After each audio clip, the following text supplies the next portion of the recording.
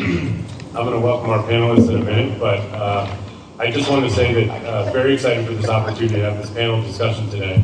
I think it's fair to characterize this as a continuation of an ongoing conversation we've been having at BTA and BTA events for several years now, which is in an era of declining print volumes. What do we do? How do we sustain and grow business in light of industry disruption? So we have with us today 3 excellent panelists. So I'm going to turn it over to them and have them introduce themselves rather than my reading their bios. So why don't you kick us off, Tim? Sounds good. My name's Tim Seeley, and I'm part of the business Seeley Office Systems. We're in upstate New York. Been familiar with BTA. My dad was actually part of the NAMDA scene, and so to some degree carrying on in his footsteps with a little bit of a different twist. But happy to be up here for the opportunity and just kind of a brief overview of where we're at as a dealership. I've been in the business. My goal is to play professional golf, and somehow I got into the business, but that's been about 18 years now, and in the last 3 years particularly, we've really made the shift from what I would describe as a lifestyle dealership to a professional dealership. So hopefully a lot of what I can share today is like what I used to be like and what I'm aspiring to be like now. And being in this room, sitting right there, and I'm a different person. So I'm excited to share that with you, and thanks for the opportunity. Awesome, thanks, Tim. How about Ken? Is this the point where I divert the ship for all my answers? Is that all right? So Ken Stallis, I'm the CEO for Modern Office Methods. We're based out of Cincinnati, Ohio. We cover a majority of Ohio, western PA, northern Kentucky, and eastern Indiana. So pleasure to be here. We don't do everything right, that's for sure. We're always growing and learning. So if I can share some things where we've stuck our foot in the mud and done some things well, I'm happy to do that. Thanks a lot, Ken. All right, Chip. That's it. I'm Chip Maselli with Pulse Technology. We're in Illinois, Chicago, and Wisconsin, and Indiana. I almost forgot that. I'm here to help you guys find other things other than print. So if I can help you, give you some knowledge, that's why I'm here. Perfect transition. Thanks, Chip. So we're going to touch on hopefully 4 topics today.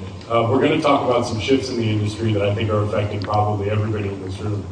We're going to spend a little bit of time talking about diversification, different product lines and verticals that folks are working on these days. We're going to spend a little bit of time talking about talent and recruiting, which I know is an ongoing challenge, depending on where you are and what lines of business you're in. And then if we have a little bit of time at the end, I want to spend a few moments just talking about artificial intelligence, because I know that's a topic that's hot and on everybody's mind. So I promise I'm going to let the panelists do most of the talking today. But the first industry shift that we want to address quickly is tariffs. So I know there's been a lot of discussion and some inconsistencies about the tariffs, and in this month's upcoming edition of OT Magazine, my column addresses tariffs. So I just wanted to set forth what I recommended as a potential strategy, which is the idea of how to deal with implementing a tariff surcharge or a tariff fee if you've been one of the many businesses or dealers who have decided that it's appropriate to pass along the cost of the tariffs to your customers. So the first thing is you need to go back and look at your existing agreements with your customers and see if you have escalation language in there. In other words, have you previously reserved the right to raise prices resulting from something outside of your control, such as tariffs? If you have, I'd say you're on the strongest legal footing. If you haven't, it doesn't mean you can't raise prices, but it means you need to be very deliberate about how you introduce price increases. So the first step, you have to disclose. You have to say, here's what's coming, and give as much notice as possible. It's important to disclose the amount of the price increase and stress that it's temporary and that it can come back down if the tariffs abate. You also want to be very clear about the effective date, and then you want to give the reasoning, meaning explain that it's something outside of your control. So the first question that I'm going to throw out to the panelists is, how have the tariff announcements affected your business, and what have you done in light of those announcements? Let's start with Ken. Thank you. So has it impacted us? Yes. I mean, you have to be living under a rock, right, for it not to impact you. Our strategy has been, we've been completely transparent about it. So even though we didn't have answers, because each manufacturer is doing things differently, right? We still sent communication to our entire both prospect base and our customer base intentionally saying, look, we don't have all the answers, we're watching this very closely, we will let you know, you'll be the first ones to know as we know more, essentially. So that was like number one for us in the very beginning. And then obviously we're keeping in touch daily with each of the manufacturers that we support. We've obviously increased our pricing accordingly. What about you, Chip? Tariffs are interesting. I look at them probably a couple different ways because my hands are in a lot of different things. So the first time we saw a tariff was on furniture that we sell. And the organization gave us a bill and added the tariff on the bottom. And we told our customers we were going to have to pass that on to them. The interesting part is that I told my sales team to build it into the cost so the customer doesn't have to say there's a tariff. And they decided, no, we have to have the tariff so they know that we're charging it. Well, they lost deals to people that don't want to pay the tariffs. And so most of them we buried into the system. Now, if you look at our industry, the copier industry, all the prices that you got don't have a tariff in them, do they? They all went up. And they're buried in the tariff. Most companies are doing that. They're raising their prices to offset the tariffs. And you're going to find that that price probably will not go down if the tariff do change, which they probably won't. So my recommendation is that tell people, I mean, we closed a lot of deals beforehand because we told people, hey, if you don't sign now, there's a tariff coming, we don't know what it's going to be, and it's going to affect you if you don't sign now. So we're having a great June. But if you feel your customer out and you want to lay out, the tariff is going to be $250 or whatever it's going to be careful because that might cost you the sale. What about you, Tim? I agree there was an opportunity. Our manufacturers just kicked in on Monday, so we had a big push with that. But kind of building back to what I was saying earlier, in the lifestyle model of the dealership, I come to these meetings. There's been countless amounts of reasons to raise costs, and we were operating off a fear-based model that we can't possibly raise the cost because customers are going to leave, and that whole scary proposition that I've discovered isn't true. And so a lot of the changes we've made in the last few years is getting used to the fact that costs are going up. And the escalations obviously is a wonderful thing. It's a big part of how we're getting the bottom line that we want to get now. But it was a big shift. So to me I remember shipping was a big thing up in the last couple of years. And there was an optimal time to address it. And we missed it. And it was really upsetting because 6 months later, it's like, we really ought to start doing that. And now it's a little out of touch. And again, that was a fear-based strategy where we were like, we can't possibly raise the price, they're going to leave. Again, an illusion.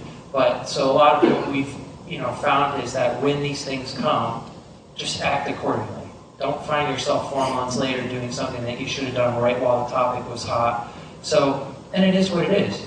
That's been the most interesting part coming out of that model is that understanding that clients would pay. I mean, the IT guy joked, right? We have an industry where we go to the bottom and discovering people would pay way more. They're completely comfortable with the cost. And so that's probably how I would first respond to that question. That's helpful. So I think the key takeaways there are transparency and staying out in front of it and maintaining the relationships with the OEMs. Seem to be some consistent themes coming through these answers. It's interesting from a legal standpoint. There's a few states, California, New York, and Colorado, that have specific rules that are either enacted or coming out against junk fees. And we also just got some guidance from the Federal Trade Commission about junk fees that apply in industries like hotel rooms you buy online and tickets you buy online from places like Ticketmaster. And the thrust of those rules is the concept of upfront pricing. So if you're advertising a price, but then when you get to the shopping cart and click checkout, there's 4 different fees attached to it, that can run afoul of certain rules. So from a legal standpoint, it's always best to disclose upfront as best you can what the prices are. And even if it's a tariff or some other fee, like a convenience fee that's based on a percentage of the sale, you still need to disclose the percentage even if you don't know the number. So that's something we could chat about online if you had questions. but important to be transparent and upfront about pricing whenever you can. One thing I want to ask Ken about, because I know we talked about some of these issues in advance, have you had any opportunities to sort of turn lemons into lemonade? Were there any opportunities presented by the tariffs that resulted in good outcomes? Wow. Yes. So as part of that transparency I talked about, it helped us build a lot of rapport with our current customers, right? So, and again, we didn't have the answers. It was more, hey, I know what's coming, those sort of things. So that's actually helped. It helped boost sales. Also, the manufacturers, ironically, pricing's going up, et cetera, but still, you can still purchase under the old pricing up to that point, whatever that point is, right? So that helped us out and boosted sales for sure. What about Tim or Chip? Any other lemonade from lemons? Well, we stocked up a lot. And I was talking to a financial advisor, and he said that we should start charging a new price so we could afford the products when they come in at the new price. So that gives us a bigger percentage of GP right now on the product I have in stock. So we did, when the prices came out, we pushed them out to our salespeople, raising the prices of everything we had. So that was the advice I got from a financial guy, and it seems to be working. Sounds like lemonade to me. Anything to add on that one, Tim? I actually just wanted to build on Chip's point. I hadn't thought about that, but just embracing the reality of the new normal. I mean, they're not going to lower their costs back down. And so we just, I'm happy he mentioned that, because that, just adapting to this is the new reality and our new price points. That's an interesting point. So one of the questions that comes up is whether to call it a tariff surcharge or a tariff fee, or to bake the increases into your overall pricing strategy. I think that there's two good arguments on that. We saw, for example, in the case of Amazon.com, that the administration came down pretty hard when they were going to list tariff fees as a separate line item on their shopping carts. Now, I don't know if anyone in this room would draw that kind of scrutiny from the administration, but I do think it's a risk nonetheless. So it's worth thinking about both sides of it, whether you're going to call it a tariff surcharge fee or whether you're going to bake it into the prices. And I think that comes down, frankly, to your relationships with your customers and what they can tolerate and what your level of communication is. I want to shift gears a little bit because, I think that we can all probably agree that the big elephant in the room is how do we continue to grow and thrive in an industry where clicks are down? So I want to really turn this one over to the panelists and ask them what some of your strategies are for diversification and for growing your bottom line, not just sustaining where your businesses are, but actually increasing, and where do you see room for growth? Let's start with Tim. Okay, so when we had talked about that question before, the first thing that came to mind is, we're in this transition, we're hitting these new benchmarks, but at the same time, we're getting more honest with ourselves. We're actually, so we start to run our dealership against the model, the Todd Johnson model, and discover some truths. And some of those truths were that certain things we're doing are just not profitable. And that was a big adjustment, because on one hand of the token, we're just hitting these new revenue targets that for us felt like exciting because of being stuck in that lifestyle rat race of like kind of doing everything and getting nowhere to finally getting strides, and then discovering the truth that, hey, a 30-year business really isn't that profitable, and now I'm finally in this revenue category that I don't want to go back down from, but do I want to make money, or do I want to just say I'm doing this much stuff? And so the first thing we had to do was get honest with ourselves about some of the things we were doing. And that was really difficult. It was hard to let go of the revenue. It was not hard to let go of the service. Once it was gone, I can't believe I ever did that. And that was, one thing for me. So our point of view was like cleaning house as a starting point. And then building on from that is, in the last couple of years, we've got ourselves associated with outside consultants, which might be obvious. It wasn't obvious to me. And also dealer group. And so being in a dealer group, I'm looking for, hey, I want to get into this. I'm going to run it by them. And 30 of them, half of them are doing it, have failed, are doing it better. So the thing that comes to mind is that, now when we're making strategic decisions, I'm running it by multiple people outside of our business and getting their best practices before we even consider it. And as a closing point, I think if you hadn't been to Dominic's session today, it was really good because it was, the basics of actually going to market with some of these things that you're now excited about. And we've had a lot of exciting ideas that have pretty much gone nowhere. And actually were a complete waste of time because when you think about the time lost doing profitable things, trying to get scattered and doing things just so I don't feel left out or, geez, everyone else is doing it. So I would say getting honest and cleaning house has been the number one thing that's propelled us forward. That's great. Ken, I know we talked about, as one of the larger dealers and the largest on this panel, your strategy for diversification and driving revenue had a lot to do with acquisitions and things like that. Could you give us a little bit more insight on that? Yeah, no problem. So I would say, Tim's point too, we did all those things. But to be perfectly honest with you all, we kind of took our success up to this point for granted. So about 2 years ago, actually it was a little longer than that, we said, okay, what do we actually want to accomplish? What are our revenue goals? And yes, we would do that before, but we built the operation around what those goals are. And we've got aggressive plans for growth.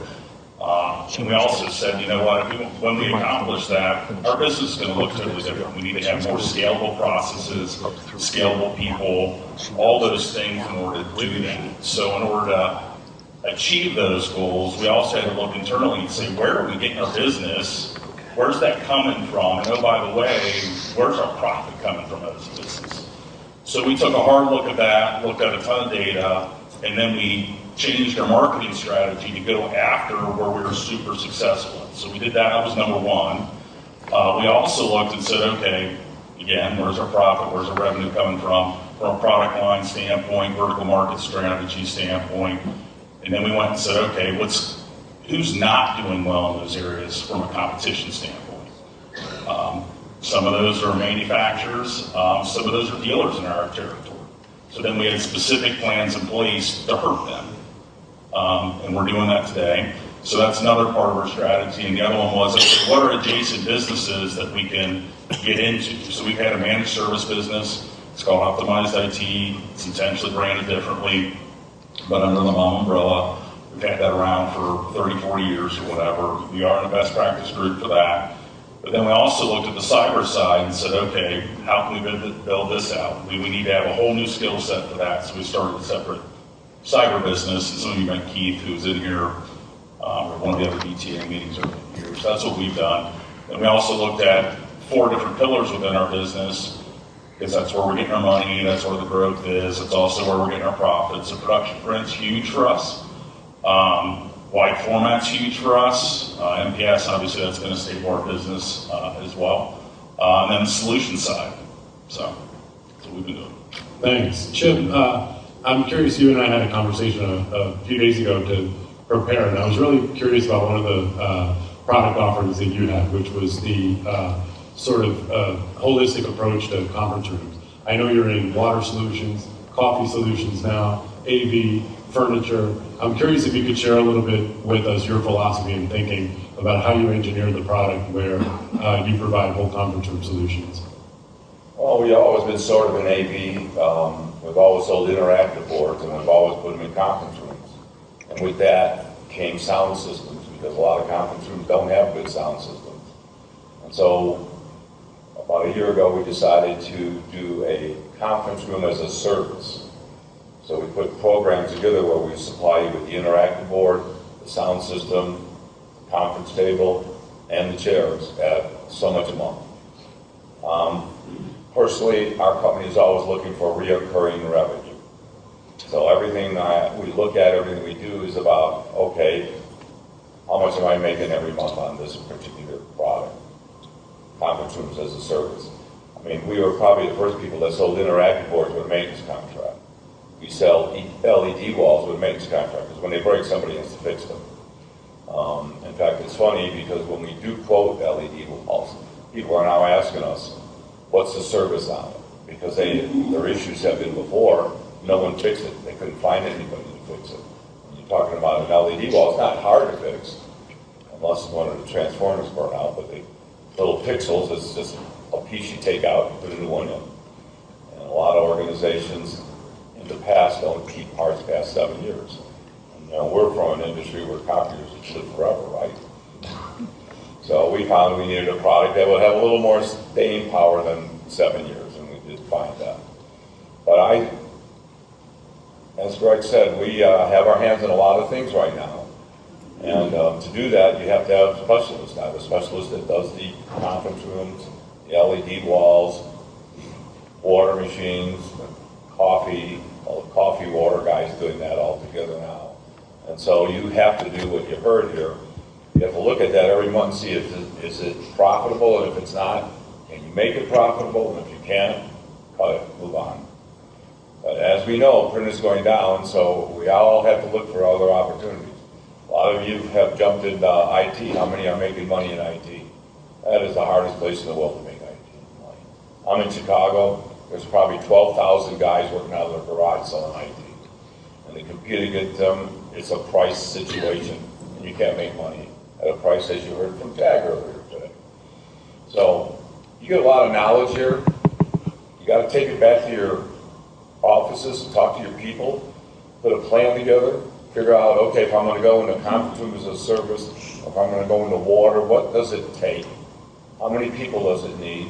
And can I do it with my current staff, or do I have to add staff? You always have somebody in the service department, because we all have service guys, and I have a lot right now that need more to do because machines are working a lot better and people are printing less. So you go look and say, okay, where do you want to diversify? Do you want to go into IT? Do you want to fix LED walls? And put a plan together. Don't just jump into it and say, okay, I'm going to try this today. I think we all did that with IT. How'd that work out for you? I've been in IT for 30 years and I'm finally making money in it. Didn't do it for the first 29. So there's your answers. It's a great segue, Chip. It's interesting. When you're thinking about diversification, obviously you're going to try things and not everything's going to work out.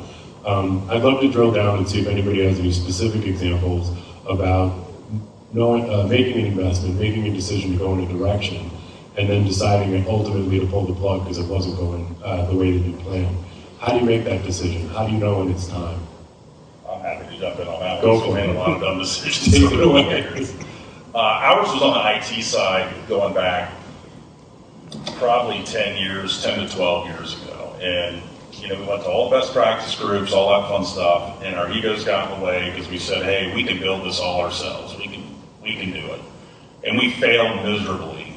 And we spent probably millions of dollars over the years doing that. And we kept fighting and going against that wall. Honestly, it's because of ego, because we didn't want to fail. And finally, we got the smarts to say, you know what, and what caused us is, okay, the big question is how much more money are we going to lose? Also, is it impacting our brand? The reality is, at least in our market, and we felt, it didn't make a whole lot of sense to brand it as an office equipment company under Modern Office Methods because, generally speaking, if you're an IT professional and you're selling to an IT professional, do they really want to buy IT from an office equipment company? So we ditched it. Thank goodness we did. And then we had an opportunity, and we acquired a managed service business that was doing well. They had double-digit EBITDA and all those things that we aspire for. And honestly, we let it run completely on its own. I ended up running that business, but intentionally we kept it separate because we didn't want the office equipment side in. It was larger, and the parent company and all that. We didn't want to spoil that. So we intentionally ran it separately. We've been building on to it, which has been a blessing, over the years. So that's worked for us, for sure. But we lost a lot of money in the meantime. But I think my advice would be, don't be afraid to say no and get out of it, especially if it's just draining your cash anyway. Why keep doing it? Just because your peers are doing it? Why? So that was our aha. That's great. Thanks, Ken. What about you, Tim? Do you have anything, any more stories for us? Well, just to build on our previous experience in the last year with dumping that third of our revenue stream was the cultural effect of doing things that you don't actually want to do anymore. And, there was no passion. It was just straight draining all of our time and our resources. And that was something we actually didn't factor in to the loss. to the actual money situation was the lack of like pulling people in all these different directions and having employees there that you didn't really want to manage because you didn't really want to be doing what you're doing. And the biggest thing for us was a lot of these customers were also copier customers, so the image is, oh, am I going to disappoint them, this and that. But if we kind of, by sheer a combination, I know there's a lot of acronyms for luck, but it was one of those things where it was just the right timing. But when you kind of like lead with, here's why we're doing this, so we can better serve you doing that, everybody understands. It's waiting till you upset people, brand image, and it was almost like a month after it, like the ship would have just totally collapsed. And so it was just a combination of culture and bottom line, but we first made the decision from a bottom line perspective, and the culture was discovery after that was actually almost more of an effect. That's great. We're going to go back to the point of culture in a second. Before you do that, though, Chip, anything to add? Any lines of business that you regret going into or learned a lesson from? IT. Yeah. I had a brother that was my partner. He was in charge of IT. That's why we're not partners anymore. So yes, IT's tough. I'm gonna tell you, it's tough to get into. It's expensive to get into. And if you don't put the right program together, you'll never make money at it. I mean, Ken has the best idea. Have it separate, so if it fails, it doesn't affect your core business. Because I've found that you have a customer that's a pain in IT, but they're a great copier company, and you tell them, hey, I can't do IT for you, you're too needy, you lose that copier business too. So you have to be careful when you get into something. It's got to be something that you're going to be able to be great at, not just good at. So that's a really good segue, because one of the other topics we want to address today is culture. And so Tim was just talking about culture in the sense of managing folks when you're in a line of business that you're not passionate about. I think that's interesting. But along the lines of culture, we talk about talent and recruiting, and I know that that's challenging. So I'm curious if you could weigh in. Let's start with Ken again. How do you think about company culture, and what are some specific things that you do over at Mom to enrich company culture and create a positive dynamic among your employees? Yeah, great question. So and it sounds cliche, but we've learned over the years through mistakes that culture is number one for us. I'll give you a prime example. We just hired a new CFO because our CFO had retired after 38 years. And what we learned through that whole process is we have to bring somebody in that, from an executive leadership standpoint, we're spending a tremendous amount of time with this person. Therefore, we have to make sure that we hire the right person because we spend a tremendous amount of time with each other, right? Both personally and within the business. So that's number one. The other part of our culture at Mom is we always get back to the community. I mean, I get up and talk about that in front of all of our employees a couple times a year. That is always one of our goals for the year, is we give back to the community. There's various ways that we do that, but that's ingrained within our people as well. The interesting part of that is it's starting to reciprocate back to us, where I have customers or even prospective employees that say, hey, I've noticed that you do this, I want to be a part of that. And it sounds kind of cliche, and I didn't realize the impact of that until now. I have people coming to me saying, that don't even work for us, saying, man, that was really cool what you guys did at the food bank or whatever it was. So that's a big thing. The other part we showcase our culture is we have some great partners with our sports teams locally. And that's all great from a business standpoint, but we're also asking them, what do you do for the community? How can we co-brand together and work together to give back to the community? And that's been tremendous for us. Obviously, we have the hiring process, making sure that we use all the tools out there to make sure we hire the right folks. That's great. I'm going to ask follow-ups about that, but before we get there, Chip, I know Pulse just celebrated its 70th birthday, which is a heck of an accomplishment.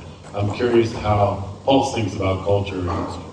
What decisions or things you've done to impact culture in your business? Well, Ken's right. You have to be involved in your community. You have to get the people that work for you involved in your community. So we do a lot of events with the food pantries, the resale shops, anything that is giving back to the community. And my people, they pick what they want to do, and they'll take a day off.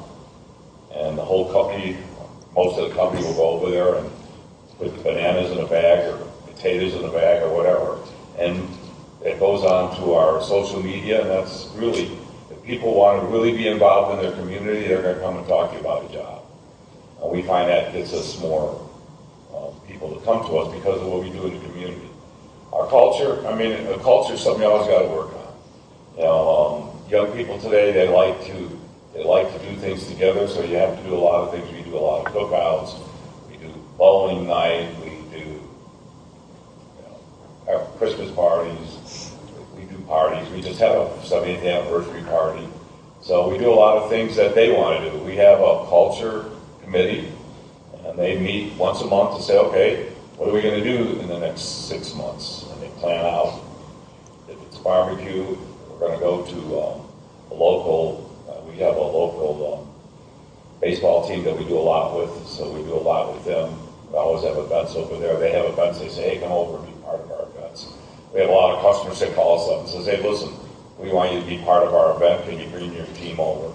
So what helped us the most, I think, is the culture committee, because it's just me not making a decision, let's go do this. It's their decision. And if they make a decision that I don't like, I don't care. It's their decision. You know? So give the power of culture back to your people, and you'll find that you'll get a great culture. What does return on investment look like on something like a culture committee? Do you find that you have longer tenured employees, less turnover? Do you find that it's easier to recruit new people? How does it play out? I find it's easier to recruit people because a lot of young people today are, one of their questions is, what's the culture like here? And then I bring somebody in and says, here, tell them what our culture's at, if I have to do the interview. But I tell everybody to do that. We have a guy that's in charge of our culture committee, because it's their decision. It does great things for the organization. We have two locations now, and each location has their own culture committee, and they try to do things together, and they do things separate because they're an hour and a half apart. But have a committee for culture. Take it out of your hands.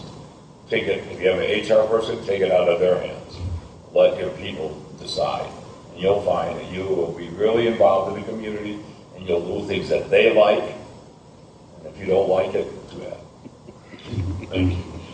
Tim, how have you tackled some of these issues like culture, recruiting, talent? Sure. Well, first, thanks for everything you guys shared. I just got tipped off on something for a key meeting I have tomorrow, and I'm really thankful for that.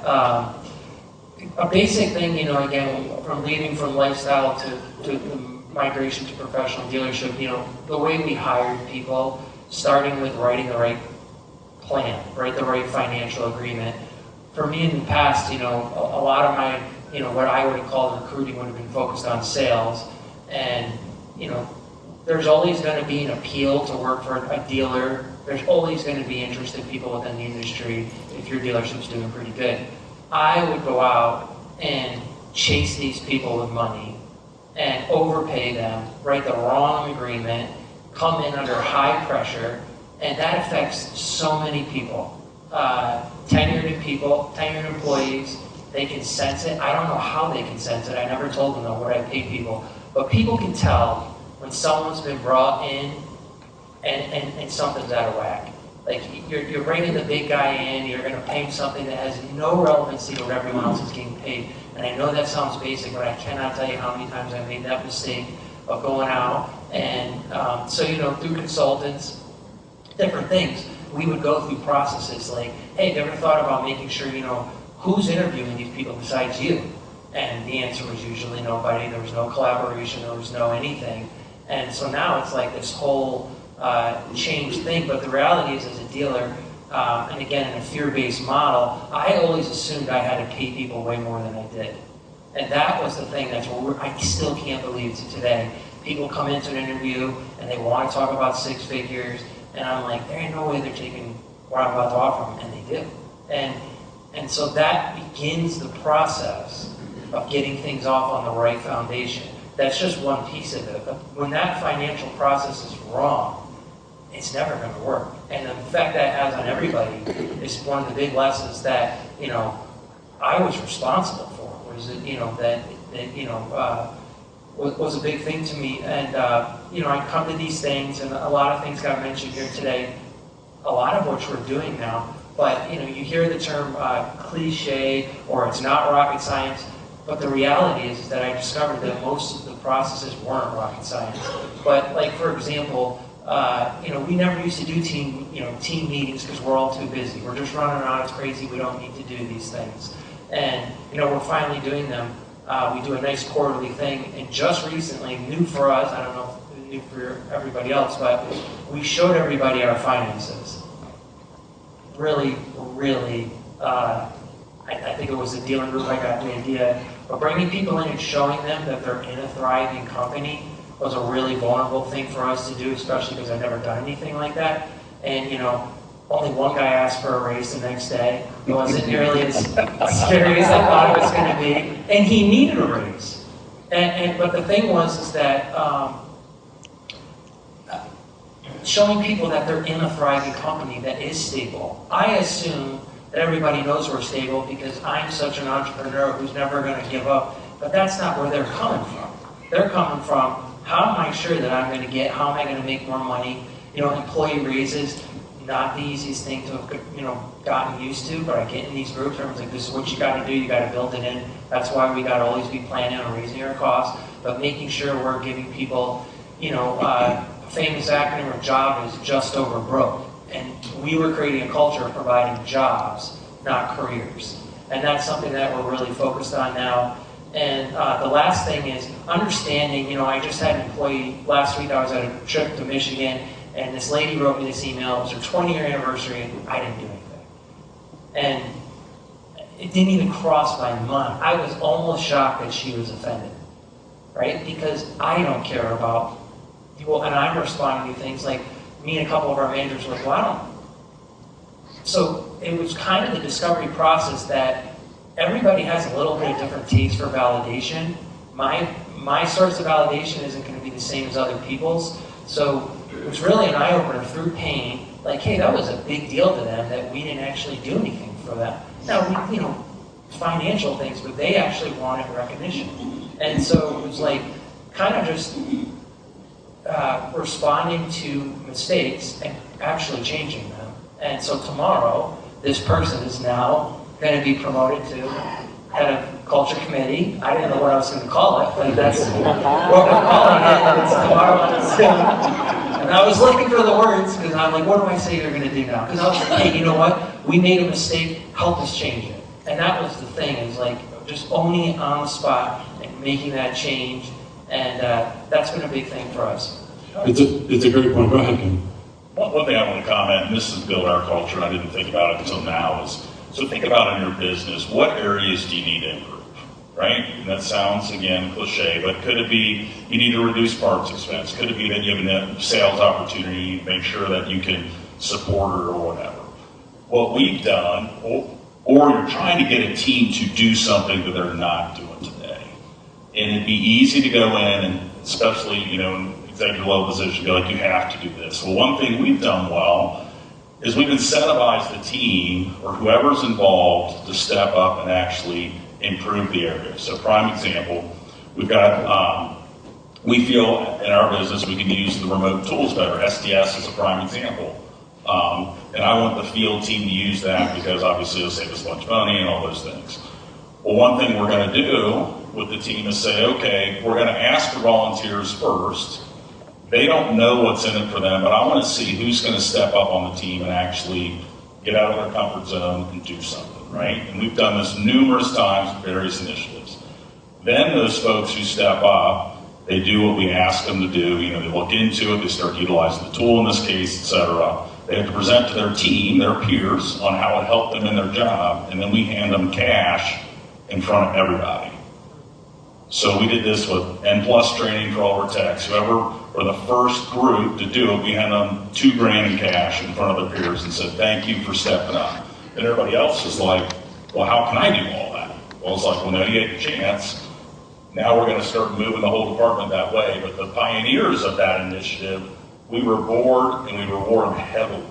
That's helped out. So, and it could be from a sales standpoint, right? We wanted to get into Zebra and sports Zebra devices. Well, I need a whole admin team to be able to support the sales efforts. I put it on them to create the processes, determine how to do it. but then I share in the revenue for them. So if I know it brings in an extra $2 million in revenue at 30 points or whatever, the business wins by that. That's net new revenue, net new profit we never had. So then we'll give back sometimes 2 to 5% to the team that actually made it happen. And that's been extremely powerful for us. I love that, the transparency point too. It's interesting, the concept of opening your books and showing people where you are, because it's actually very consistent with a lot of the new laws that you're seeing on pay transparency. I think we're up to 10 or so states that state that if you're going to list a position or a role on a job board or a website that recruits people, you have to list the salary range. And the feedback on that, according to the research, has been that it really does empower people, and it engenders a sense of fairness, and it shows people exactly what people in their band and experience level are making, and it reduces some of the opacity that comes from not knowing or from overpaying or from things like that. So it's interesting that you would think that, sort of opening the kimono could be dangerous, but it turns out that it actually engenders a lot of faith in an organization. I am curious, I want to touch on something that I think you said earlier, Ken, but I'm going to throw this one to Chip. We talk about, sort of the difference between a job and a career, right? So I'm curious how you think about that, and when you're in the process of recruiting, how do you define for people what their paths can be, as opposed to just coming to a job every day? How do you convince them that they're stepping into a career? Well, most of the people that we end up talking to don't even know if they want a career. The younger people today, they don't really know if they want a career, so you have to show them a path of how they can start here and get to here.